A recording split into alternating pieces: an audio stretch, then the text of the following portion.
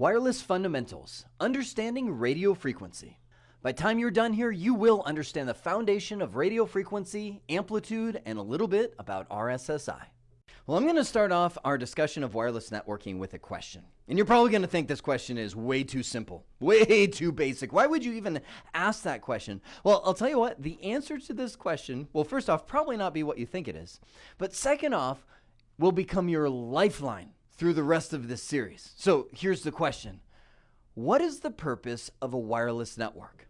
And the answer is right here. The purpose of a wireless network is to provide a way of sending digital information, that's ones and zeros, through the air. That's it. And right now I'm going to ask you to do something that may feel a little awkward. I literally want you to say this statement out loud with me. You ready? Here we go. The purpose of a digital network is to provide a way of sending digital information, ones and zeros, through the air. And now I'd like you to pause the video and say that statement out loud again and again and tell your friends and mentally rehearse that until it becomes so tattooed in your brain that if somebody were to sneak up behind you and say, "Hey, what's the purpose of a wireless network?" like a robot, you would turn around and you would say, "The purpose of a wireless network is to provide a way of sending digital information, ones and zeros, through the air." And I'm laughing, but I'm telling you, as you start getting into some of the complexities of wireless networks, and your brain starts to feel like it's going to blow up, you've got to have an escape route to go, whoa, okay, well, hey, whoa, oh. Okay, the purpose of all this madness is just to send ones and zeros, right? And I'm going to say, that's right. Breathe, it's okay. It's just really hard to send ones and zeros over the air. Because at the end of the day, that's the purpose of any network connection, is to send ones and zeros. It's just with Ethernet cabling, it was really easy. We had this cozy rubber sheath going the whole way down, and inside of that rubber sheath were all these little copper cables, and one side would generate a little electricity and it would shoot across, and the other side would go, "Oh, that's a 1." And then it would stop sending electricity and be like, "Oh, that's a 0." It was so easy. They even figured out how to do it faster and better with fiber cable. They used plastic or glass instead of copper, and instead of sending electrical signals, they would send light. They'd either turn the lights on and they'd go, "Oh, that's a 1," or turn the lights off and say, "Oh, that's a 0." Do that fast enough and you've got full network communication with all these ones and zeros flying everywhere, all in their protected little sheath of a cable. Beautiful. Then along came somebody who said, "You know what? We've got these things called radio waves, and they go up and down and up and down and up and down and up and down. And I bet you we could say that the down represents a 0 and the up represents a 1. Wow, that would be a great way of sending ones and zeros without even needing a cable." But let me ask you a question. What's missing that our cozy little cables had when we're sending these glamorous looking waves through the air? You probably guessed it. Rubber or plastic or something that could protect these lovely little waves from getting eaten and destroyed by all the other little waves flying around. And therein lies our challenge of wireless networking. When most network administrators think about wireless networking, they think of it from the practical element. Oh, there's an SSID. That's the name of a wireless network. I'm going to join the guest Wi-Fi. And how do I make sure my guest Wi-Fi can't surf inappropriate content or access servers they shouldn't be accessing? Oh my goodness. Once you understand the wireless networking side of things, you're going to think those questions are almost juvenile compared to the fundamental question of how do we get this beautiful little wave from point A to point B without it getting destroyed by all other kinds of communication? And this is the fatal flaw of most IT admins, is they're thinking about the practical end result without realizing there's an entire field of knowledge that wasn't needed in the realm of Ethernet or fiber optic cabling that they have to at least learn the basics of to be successful at the realm of wireless networking. For example, the practical IT administrator might see a guy over in the corner with his little wireless device complaining that he's not getting a good signal and say, "Oh, well, we just need to add a wireless access point right next to you and now you should be able to get a wireless signal." And maybe he does.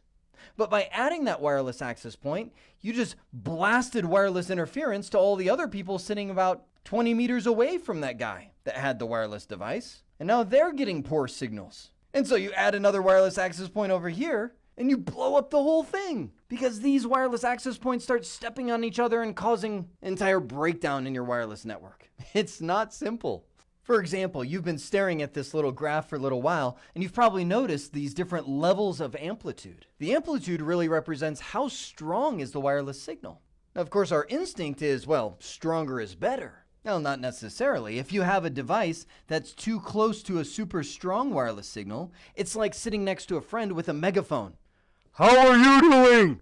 What? I can't hear you. It's distorted. Stop screaming at me. And if you've got a guy over here too far away from the wireless signal, it's like somebody whispering, hey, how's it going? Huh? Speak up, Junior. So it's kind of like the three bears. You can't have the porridge too hot or too cold. You got to have it just right. And you got to have it just right with not just one person eating porridge. You got a whole bunch of people eating porridge. People with bodies and without bodies. Smartphones, tablets, laptops, security cameras. Wireless has taken over the world. Now, there was a movie back in the 1980s called Pump Up the Volume, where this guy, Christian Slater, runs a pirate radio station from his dorm room. And by the end of the movie, he gets busted. And that's because the airwaves are regulated. You can't just go out and start broadcasting on whatever frequencies you want to, because certain entities own certain frequencies. Now, the rebel deep inside of you might scream, you can't own the air, man. It's the air. Actually, yes, you can. Just like you can own a plot of land, the government has regulated certain frequencies in the air and even sold them to people. Some organizations have paid billions, and I'm literally saying the word billions of dollars to own certain frequencies in the air. Now, I want you to take a look at this.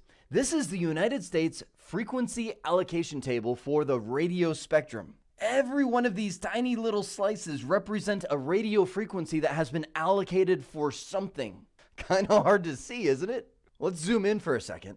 Use my little slider bar. There we go. Now, look at this. We zoomed right into broadcasting of TV channels 2 through 4, 5 through 6, FM radio. We must have zoomed into the megahertz section because I see 88 through 108. And if I scroll along the bottom here, there we go. Megahertz. This bar right here represents 30 megahertz to 300 megahertz. What we are looking for is anything that says amateur. See these little amateur things? Those are reserved slices for anybody to use. But look at this thing.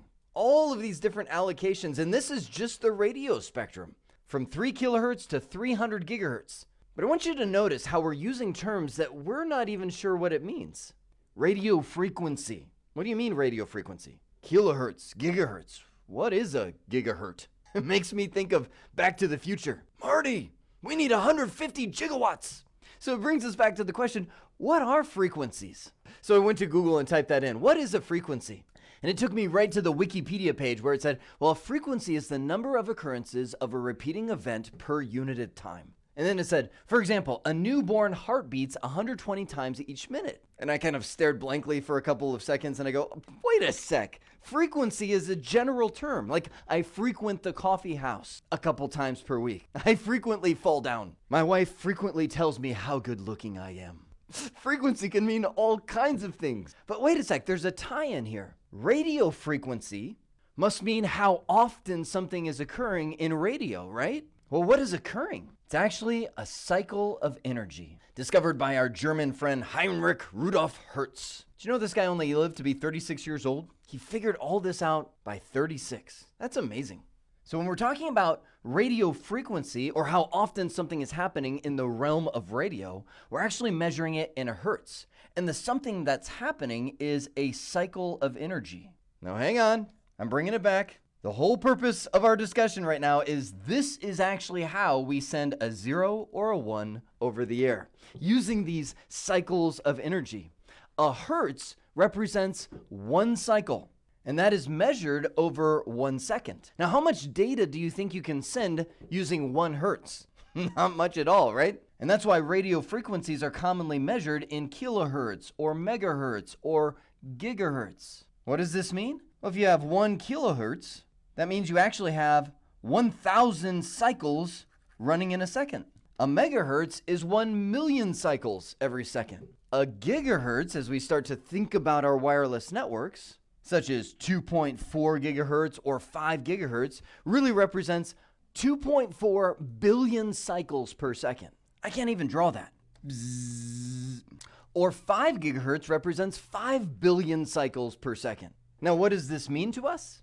Really, all it means is the higher the frequency, the more data you can actually send. So translate that to our wireless networks. The higher frequencies, such as 5 gigahertz, can technically send more data than the lower frequencies, like 2.4 gigahertz. And that's simply because the more up-down cycles you have in your frequency, the more ones and zeros you can send through the air. So 2 key terms. Amplitude represents the strength of the signal and really has very little to do with the actual frequency, whereas the frequency represents how many cycles every single second.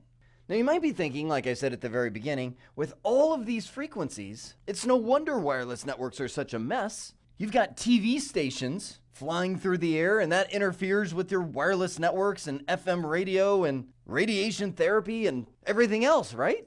And that's a great thought, but specific equipment is tuned only to hear certain frequencies. For example, take us. The human ear is tuned to hear only frequencies from 20 hertz through 20,000 hertz. These are what vibrate our eardrum and make us hear different things. And there's some differences even in there. For example, my wife can hear crickets chirping, and she lets me know, "Jeremy, don't you hear that cricket?" And I look at her and I go, "No, I don't. I don't think my ear is as sensitive to hear those higher frequencies." And I know for a fact that neither me or my wife can hear a 2.4 gigahertz network kicking on. Will somebody turn down the guest Wi-Fi? It's hurting my head. It's just because our equipment, our eardrum, is not tuned for that. And in the same way, we tune wireless equipment to hear certain frequencies. Now, if something is sharing that frequency, now we've got some problems. Just like a whole bunch of people talking in a room makes it difficult to understand, a whole bunch of people sharing that same wireless frequency makes it difficult as well. By the way, this word wavelength right here is sometimes used interchangeably with frequency. Wavelength is how far apart these waves are. So technically it's a different word, describing something slightly different, but at the end of the day accomplish the same thing.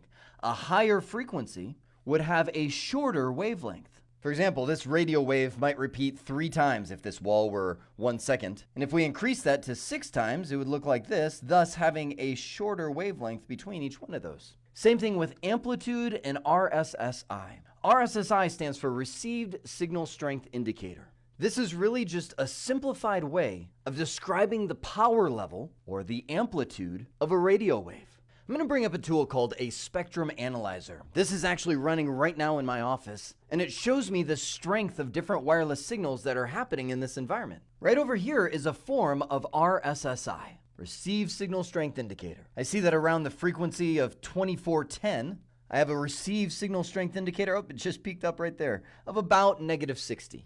I see that around 2460, 2465, I'm up in the, looks like about -55 area.